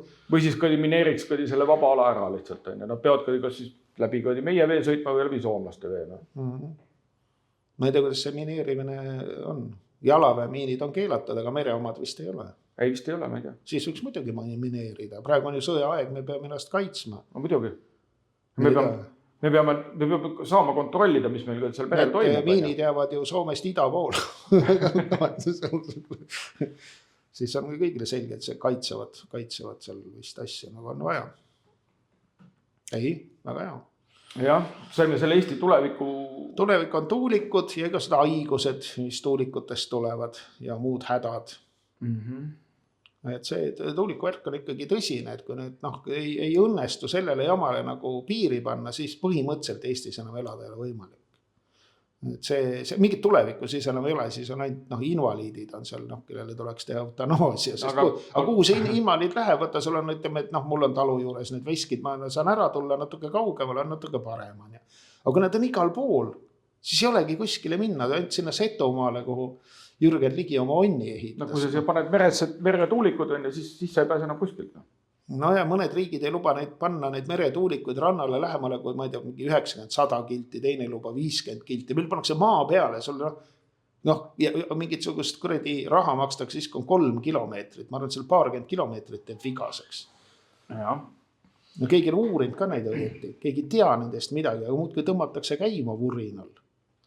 Et üldiselt see on ikkagi väga, kui sa vaatad kuskil neid suuri tuulikuid, see on kindel genotsiid. See on kindel genotsiid, seal ei ole mitte mingit küsimust selles. No ideaalis on ta mõeldud küll nende elektriautode õhku laskmiseks, aga ikkagi. No jah, see käib sinna juurde, aga tegelikult kuidas nad inimestele mõjuvad, pole vaja autosid õhku lasta, kui inimesed on nagu haiged. Vererõhud, tasakaalud, unehäired, see on 100 häda tuleb sellest. No aga siis on infrahelist ja vibratsioonist. Nendel inimestel räägid ju kõik ära, nad lähevad ise eutanaasiale. Jaa, muidugi, aga kuhu sul minna, igal pool on tuulikud, teeme eutanaasia ära. Ja siis saab juba fosforiidiga edasi minna vaikselt, kui eutanaasia on nagu läbitud etapp. Et ma arvangi, et see tuulikud on väga vajalikud just, et viia inimesed eutanaasiani ja siis teha maapõu puhtaks. Et see on minust suht nagu helge tulevik nende jaoks, kes siin rüüstavad. Aga neid, keda eutanaasia tegemine on, eutaneeritakse või eutanatsitakse. Aga mis meil on siis, et lähme nüüd tänase selle kultuuri osa juurde? Tulevikku ei ole, lähme kultuuri juurde. Nii algab meie pea iga saatene kultuuri osa, mis siis on, nagu me kõik hästi teame, võiks sissejuhatuse korral ütlen, et see raamat, mida me nüüd kasutame logo valmistamiseks, on Aleksei Tolstoi Kannatuste raja teine köides. Ja Tolstoi oli kommunist ja lurjus ja sellepärast me lööme talle noa selga. Nii kommunist. Kas on hea? Kannatuste rada. Veel veidi kannatust, Aljoša. Nii. Ühesõnaga algas meie kultuuri osa, Kristjan Jaak Monitor ja logo on meil püstitatud nüüd kaamera ette. Saame minna edasi sisuliste küsimustega. Lähmegi sisuliste küsimustega edasi, et vaata kultuuri osaga on meil ka täna mitmest osast koosneb, et number 1 osa on see, et on antisemiitlus Eesti Kunstiakadeemias. Või see on väga valus probleem, sellepärast, et üldiselt peetakse antisemitismi nagu selliseks väga pahaks asjaks. No väga pahaks. Mis on antisemitism? See on tavamõistes, see on nagu kasutatakse kui juudi vastane või eesti keeles on hea sõna juudi õgija. Et akadeemias on nüüd juudi õgijad, eks ole, võimul ja mis nad tegid? Nad lõpetasid vist ühepoolselt koostöö mingi juudi ülikoolidega, juudi riigiülikoolidega. Aga samas juutlik ülikool on ju mujal ka ja juudi õppejõude, juudi tudengeid, et kui sa tahad ikkagi teha kunstiakadeemia juudi vabaks, siis ei piisa sellest, et sa Iisraelile paned nagu piirid ette. Juute on igal pool mujal ka, et tuleb olla väga korralik antisemiit on ikkagi nagu süsteemne ja võtab asja nagu korralikult ette. Et selles mõttes me näeme, et kuigi on võetud selline riskiprojekt, nagu antisemitism kunagi hästi lõppeda ei saa, et sellises lääne hemisfääris sellest antakse sulle nii, et heliseb. Kusjuures on sedasi, et see Andrei Hvostov, tema näeb, et selle... Tema on venelane. Tema on neutraalne juudi küsimuses täiesti. Tema näeb sedasi, et selle kunstiakadeemia otsuse taga, et tema näeb lääne ülikoolide survet näeb seda. No sa võid seda nimetada lääne ülikoolide surveks, aga kes seda survet seal lääne ülikoolides avaldavad, need on ikka igast araablased ja moslemid. Ja. Et see on, mina nimetaks seda ikkagi moslemi surveks. mis tuleb muidugi läbi lääne moslemiseerinud kommunistlike lääne ülikoolide, see on õige, aga Fostov ei näe nagu seda, et kommunism toob kaasa multikultuuri, multikultuur toob islam toob kaasa antisemitismi. Step by step me jõuame ikkagi holokaustini. Step by step, aga kui me nüüd võtame sedasi, et kunagi ju need samad kommunistlikud ülikoolid on läänes, kommunism on kunagi juutide poolt loodud. Ja nüüd see sama süsteem hakkab nende juutide vastu tööle. Ei, no see on mehhanism, mida kirjeldatakse, kui revolutsioon sööb oma lapsi. Et Prantsuse revolutsioon seal kiljotineeris neid Robespierre omajagu, Stalin koksas ära, eks oli igasuguseid Trotskeid.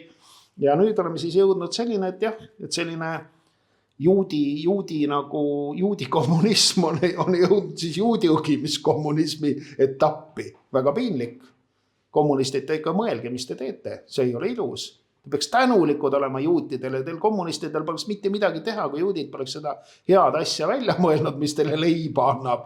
Teie jaoks on see ju nagu elu ja surma küsimus. Seda muud teha ei oska, kui mingist propagandat näost välja ajada. Lurjused.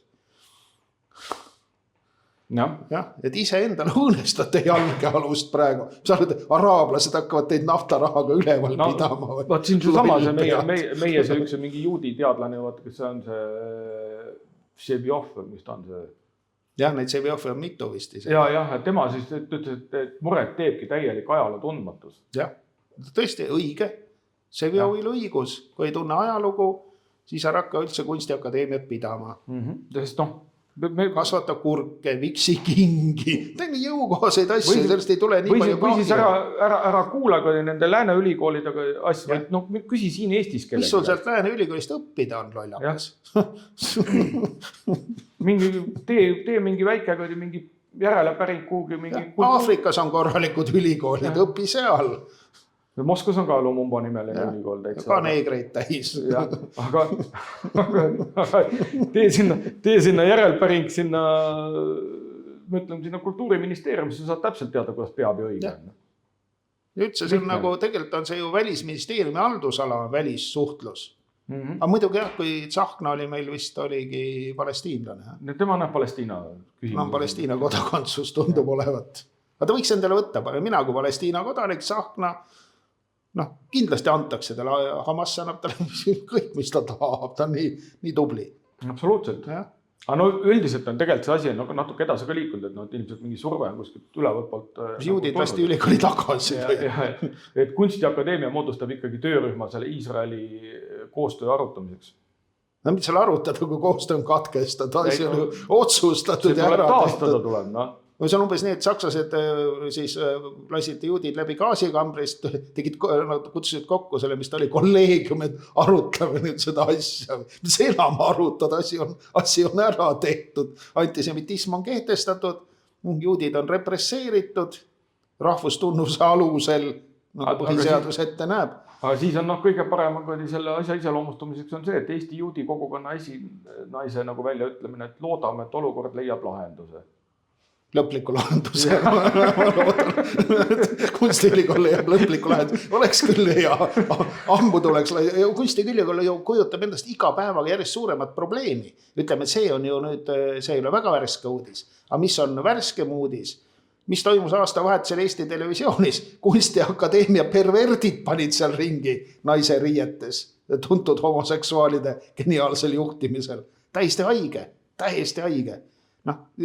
Loomulikult see vajab lahendust see asi. Antisemiidid, transvestiidid, mis veel aitab mulle sellest jamast. Olge normaalsed. Võta üks normaalne Eesti kunstnik Viiralt. Kumb ta siis oli? Kas ta oli antisemiit või transvestiit? Ei olnud. Järelikult pole vaja olla. Saab kunsti teha ka normaalne inimene. Võttis kärrakat natuke rohkem, aga see käib asja juurde. Kuskil ei ole öeldud, et boheemlus on nagu üks antisemitismi erivorm või midagi sellist. Ei, me siin vaikselt võtsime viina ja See, mis ta seltskonnas rääkis, see oli, mis oli. Kõik rääkisid igasuguseid asju, aga siis maksa selle pärast närvi minna. Jah. Et ühesõnaga kunstiakadeemia on tõsine probleem. Ja, et seda probleemi on hakatud mõistma.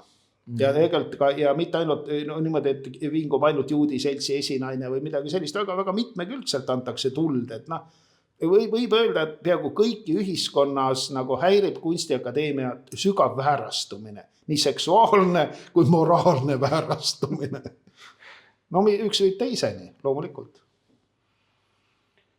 Jah, nii ta teeb, aga lähme nüüd selle kunstiakadeemia juures. Vastik on see kunstiakadeemiale minema selle teema juures. Kunagi enam ei räägi sellest võikast akadeemiast mitte midagi. Lähme kirjanduse teema juurde. Ja siis on üks kirjanduse teema, mis on see, et nüüd selle 2024 aasta kõige müüdavamad raamatupoodide müügi edetabelid.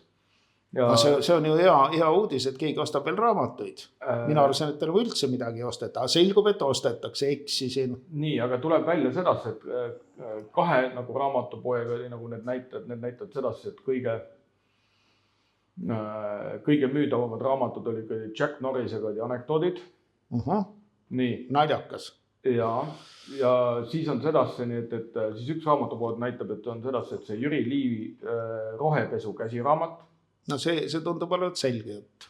No ja, aga samal on sedasi, et seda on kindlasti kõik ainult nagu mingi tagurlased on tormanud nagu seda ostma, on ja. See on nagu tänu sellele. Kas kommunistidel ei ole oma bestsellerit mingi? Ja siis on Rahvaraamatus oli kõige populaarsem oli Sven Mikseriga oli Vareda. Homoromaan. Ja, auhinnatud homoromaan, Kirjanike Liidu romaanivõistluse esikoha auhinnaga pärjatud kirjandusteos siis. Aga siin saab olla ka sedasi, et kas meil on mingi esikohal, et kas mingi Rahvaraamatus, kas siis on mingi erandid käivad, need pederastid käivad või siis on teine asi on see, või ta on siis Sven Mikseriga elukohale nii lähedal on ja et ta on ise seal ostud suurema enamus on nendest romaanidest. Ma arvan, et kas seal neid numbreid oli mainitud, kui palju see esikoht siis nagu, mitu raamatut oli müüdud, et seal esikoht saada? Tead, ausalt öeldes ma ei vaadanud seda, aga ma arvan sedasi, et Mikseri palgaga suudab päris suured tiraažid ära osta. Ma arvan ka, et ega need tiraažid on jäänud või ütleme, need Eesti bestsellerite numbrid on kogu aeg kukkunud. Ma ei ole viitsinud vaadata, sest seal enam suurt midagi vaadata ei ole, aga meil on olemas Kirjastuste Liit, seal on kodulehekülg ja seal on need bestsellerite numbrid, sellele kõiki, aga mõni bestseller võib olla antud välja kirjastuses, kes ei ole seal liidus, ega kõik ei ole.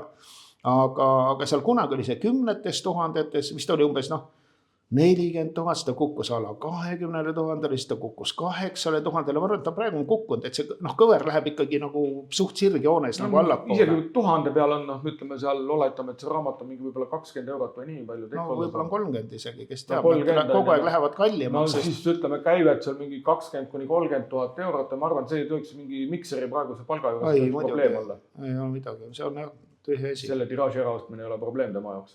See on, seda hüpoteesi maksab ju kaaluda. Kunagi oli Savisaare raamat, mis on vist kõigi aegade, ma ei tea, kas ta kõige enam müüdud raamat on, aga need numbrid olid müstilised.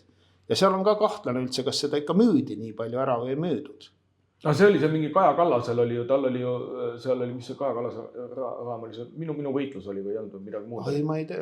Kui aasta euro parem. Kaja Kallas on lihtsalt niivõrd nagu selline... Aga see oli lõpuks hinnati, see mingi 1 euro peale, siis oli tal mõistlik, siis oli kõik ära osta tal. Ja siis läheb, ega edetabelis ei ole tähtis, kui kallis see raamat on, et see number, mitu tükki on müüdud mingi aja jooksul, see on tähtis. Ma arvan, et ikkagi, et kõige suurem bestseller on ikkagi, kes reaalselt ka ikkagi müüdi, oli, milline Heino Kiige raamat see oli, ma isegi ei mäleta, kas Maria Siberimaal või kuskilt sealt perioodist, see ülemineku ajal seal Heino Kiik ikkagi pani mingi 400 000 ära vist. Reaalselt, kas päris kõike müüdi ära, aga siiski nagu väga palju. Et see oli aeg, kus küll raamatuid päriselt ka müüdi ja need raamatud olid ka midagi väärt, mida enam, ma ikka sügavalt kahten, mina ei hakka nagu mingid homoromaane lugema. Selles mõttes ma ka pikalt ei kommenteeri, aga lihtsalt teades, et Sven Mikser minu teada ei ole Kirjanike Liidu liige, seda kvaliteedi märki tal ei ole. Ma tahtsin vahepeal väikse kõrvalpõikena teeme, mulle näiteks back-up'ikud tõid just nimelt need Jack Norrisega need tarokaardid on ja. See on nõiakaardid. Mingid nõiakaardid on tuleviku ennustamiseks. Siin on esimene, kui siin nüüd peale kirjutatud selles, et Jack Norris ajab sibulad nutma, et meil on üks sõber selline, kes sibulad nutma ajab. Aga kas seal on Apollo peale kirjutatud, kas see on mingisugune raamatupood on ise välja andnud sellise toote siis või? Vaata, seal on mingid, miks on kirjutatud Apollo ja näeb, see kiri näeb välja külje peal ja igal pool nagu... Toodetud Apollo tellimusel Eestis. Jaa, nii et see on ikkagi raamatupood. Tootja on Loovhoog OÜ. Võt, et on hakatud ühte raamatut müüma, raamatupood on näinud, et ahah, selline asi nüüd müüb ja hakkame tootma T-särke ja trussikuid, eks ole, siis Chuck Norrise naljadega. Päris hea mõte. Ja, aga kui me loeme siit võtame mõned need kaardid loeme.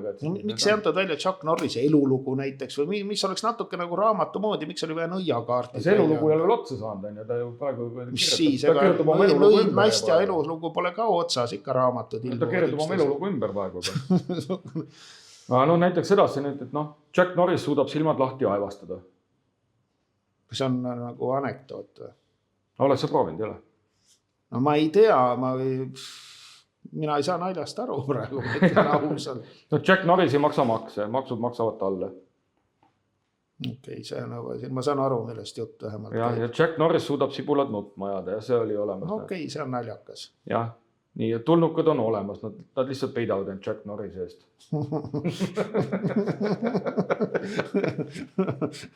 Jah. Surno meri oli elus, kuni Chuck Norris seal ujus. Nii kaua seal, siis kui ta läks sinna sellile ujuma, siis enam julgenud keegi sinna minna. Aga nüüd on siis nagu selge, et selline kaua kirjastajat otsinud auhinnatud romaan nagu Mikseri, mis iganes ta siis oli. Homoromaan on ikkagi jõudnud ka müügitabelisse. See tähendab, et agitatsioon ja propaganda on juba jõudnud nii kaugele, et inimesed isegi ostavad sellist asja. Ta on auhinda, siis ta sai selle Peti Alveri auhinda. Ei, tema ei saanud Peti Alveri auhinna, sai üks noor homoseksuaal, kelle nimi oli, pole tähtis, Gregor vist oli nimi. Ja ta kirjutas raamatu Peenar ja tema sai Peti Alveri auhinna, mis on siis nagu debüüdi auhind, esimese raamatu eest. Ja äsja oli ka väga suur sündmus, ma ei süvenenud sellepärast, et kõik see menstruaalfeminism jätab mind suhteliselt külmaks ja ma ei kujuta ette midagi nagu lugeda oleks. Ühesõnaga, keegi oli kirjutanud siis raamatu, mille pealkiri kõlas Kliitor on feminist ja siis oli selle raamatu kärarikas esitlus. Nii et menstruaalfeminism on astunud järjekordse pika sammu tühjusesse. Et elu käib ja pole vigane, et kogu aeg köötakse ühte auku, kogu aeg pederastia, kogu aeg feminism, kogu aeg mingisugune jõledus ja hakkavad ostma. Miks on tuntud nimi erinevalt kirjanikest, eks ole, et teda nagu vähemalt teatakse kuigi palju. Et võib-olla peaks kõigepealt võib-olla peaks rohkem neid sotsialistlikke poliitikuid. See Gregor võib ju kirjutada, aga las see raamat nagu ilmub siis Mikseri nime all, et saab müüa ka kuidagi, et nii võiks teha. Et noor homoseksuaalid ja feministid ei ole väga müüdavad hämmastaval kombel, aga vanem põlvkond, ilmselt see ostjate põlvkond on ka vanem põlvkond, noored ei osta raamat. See on nagu frantsiisi leping, miks see teeb nagu frantsiisi leping? Jah, et siis las vanamuti need vanaks jäänud komnoored siis ostavad. Mina võtsin siit kaasa hoopis ühe teise kirjaniku, et Kivisildniku, kes raamatu, et see on vastupidi, et mitte nagu mingi, ta ei ole nagu pederast, ta päris kindlasti ei ole, ja kes on kirjutanud sellest, kes elab nagu pederastide hirmuvalitsuse all.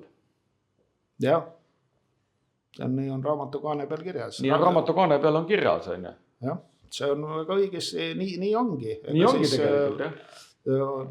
Vaata, mis uus aastal, milline vägivald toimus Eesti televisioonis. Vaata, mis toimus Soodomas, kus taheti inglid nagu ära väänata. Et see sama asi toimub nagu edasi. Lihtsalt ingleid võib-olla ei leita, siis lihtsalt üritatakse Eesti televisiooni vaatajaid nagu rüvetada kõigi vahenditega, mis riigi raha eest on nagu võimalik. Et selles mõttes midagi valesti ei ole selles raamatus. Asi täpselt nii toimub, on ennegi niimoodi toimunud, aga on lõppenud sellega, et tuli tuleb taevast ja põletab ära kogu selle seltskonna. Kogu selle Soodoma põletab ära. Et oleme sinnapoole teel. Tuleb mingi Arešnik ja põletab ära. Jah, aatomiteks. Jaa, aga ma ei tea, lõpetame selle saate täna ära ka ühe nagu esitlusega. Võtan siit raamatust ühe. Lahti ka ühe sellise nagu luuletuse. Luuletuse nimi on ise Piider. Jaan, vaata, kes sealt tuleb, ütles Mart tee ääres kündes vennale Jaanile, kes kivemaa sisse laskis. Keegi ta on. Piider on, ütles ta kauem tunnistades. Mart peatas hobuse, kohendas rangialust ja jäi tulijad vaatama.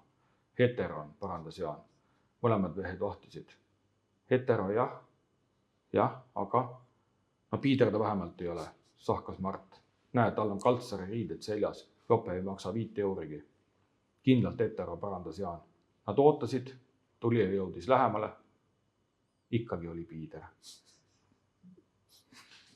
No, selliseid lugusid elust enesest. Väga nagu ei saa öelda, et on midagi pahasti öeldud kellegi kohta. Lihtsalt nii nagu on, et see on tegelikkus. Ja. Kahju, et see tegelikkus muidugi selline on. Võiks olla teistsugune, aga ei ole. Ei ole, jah. Et aga Chuck Norris ja piidrid ja helge tulevik veskite varjus, et selle teadmisega läheme edasi ja kohtume järgmises saates. Nägemiseni.